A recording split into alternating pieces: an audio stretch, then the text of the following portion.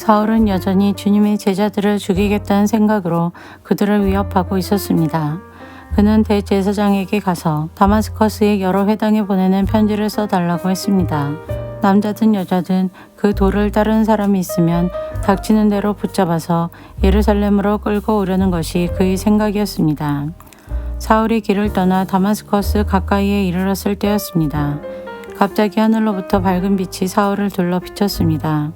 사울은 땅에 엎드렸습니다. 그때 사울아 사울아 내가 왜 나를 박해하느냐 하는 소리가 뚜렷이 들렸습니다. 사울은 주님은 누구십니까? 라고 물었습니다.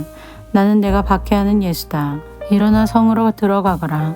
내가 해야 할 일을 일러줄 사람이 있을 것이다 라는 목소리가 들렸습니다. 사울과 함께 길을 가던 사람들은 무슨 소리가 나는 것 같은데 아무것도 보이지 않으므로 깜짝 놀라 말도 못하고 가만히 서 있었습니다. 사울은 땅에서 일어나 눈을 떴으나 아무것도 볼 수 없었습니다. 그래서 사울과 함께 있던 사람들이 그의 손을 잡고 다마스커스로 내려갔습니다. 사울은 3일 동안 앞을 보지 못했으며 먹지도 마시지도 않았습니다. 다마스커스에 아나니아라는 어떤 제자가 살고 있었습니다. 주님께서 환상 중에 아나니아야 하고 부르셨습니다. 아나니아는 주님 제가 여기 있습니다 라고 대답했습니다. 주님께서 아나니아에게 말씀하셨습니다. 일어나 곧은 길이라고 하는 거리로 가거라. 그리고 유다의 집에서 사울이라는 다소 사람을 찾아라. 그가 지금 거기서 기도하고 있다. 그가 환상 속에서 아나니아라는 사람이 찾아와 그에게 손을 얹어서 그의 시력이 회복되는 것을 보았다. 아나니아가 대답했습니다. 주님, 제가 많은 사람들에게서 그 사람에 관한 소문을 들었는데 그가 예루살렘에 있는 주님의 성도들에게 많은 해를 입혔다고 합니다. 그리고 그 사람은 대제사장들에게서 주님의 이름을 믿는 모든 사람들을 잡아갈 수 있는 권한을 받아가지고 이곳에 왔다고 합니다. 그러나 주님께서 아나니아에게 말씀하셨습니다. 가거라. 그는 이방 사람들과 여러 왕들과 이스라엘 백성 앞에서 나의 이름을 전하도록 선택된 나의 도구이다. 그가 내 이름을 위해 얼마나 많은 고난을 당해야 할지를 내가 그에게 보여주겠다. 아나니아는 그곳을 떠나 사울이 있는 집으로 가서 사울에게 손을 얹고 말했습니다. 사울 형제여, 그대가 이리로 오는 길에 나타나셨던 주 예수님께서 나를 보내셨습니다. 예수님께서 나를 보내신 것은 그대의 시력을 다시 회복하고 성령으로 충만하게 하려는 것입니다.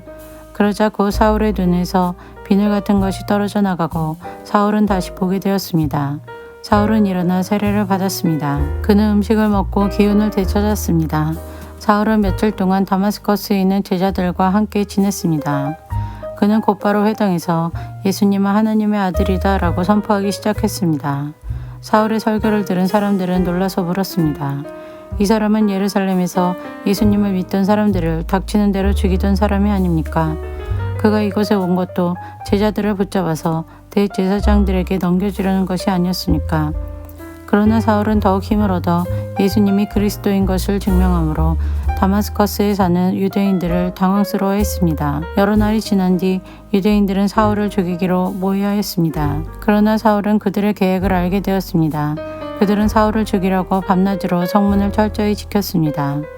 어느 날 밤 사울의 제자들이 광주리에 사울을 담아 성벽에 난 구멍을 통해 그를 성 밖으로 달아내렸습니다.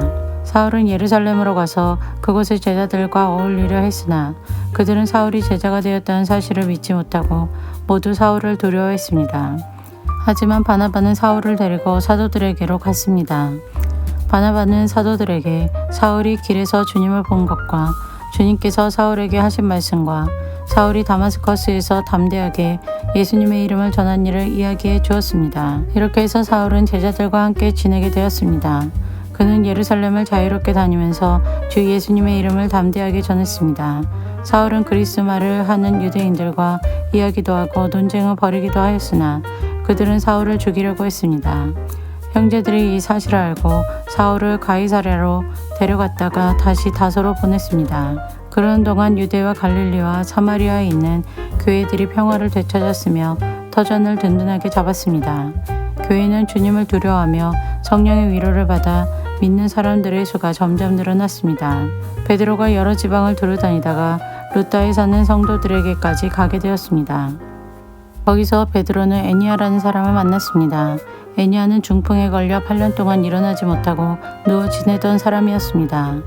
베드로가 그에게 애니하여 예수 그리스도께서 그대를 고쳐주실 거요. 일어나 자리를 정돈하십시오 라고 말했습니다.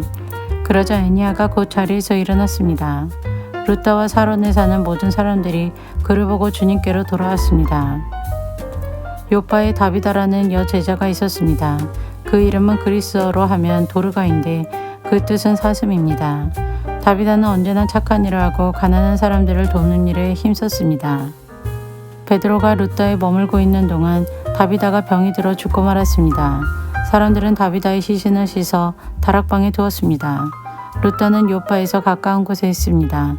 요빠에 사는 제자들이 베드로가 루다에 있다는 말을 듣고 두 사람을 베드로에게 보내어 속히 와 달라고 부탁을 했습니다. 베드로가 일어나 그들과 함께 요빠로 갔습니다. 베드로가 그곳에 이르자 사람들이 그를 다락방으로 안내했습니다. 과부들은 베드로의 곁에 서서 울며 도르가가 살아있을 때 만든 여러 옷가지들을 베드로에게 보여주었습니다. 베드로는 사람들을 모두 내보낸 뒤에 무릎을 꿇고 기도했습니다. 그리고 나서 시신을 향해 몸을 돌려 다비다여 일어나시오 라고 말했습니다. 그러자 다비다가 눈을 떠서 베드로를 보더니 일어나 앉았습니다. 베드로가 손을 내밀어 다비다를 일으키고 성도들과 과부들을 불러서 다비다가 살아난 것을 보여주었습니다. 이 소식이 요파 전체에 알려지자 많은 사람이 주님을 믿었습니다. 베드로는 요파에 있는 여러 날 동안 가죽 제품을 만드는 시몬의 집에서 묵었습니다.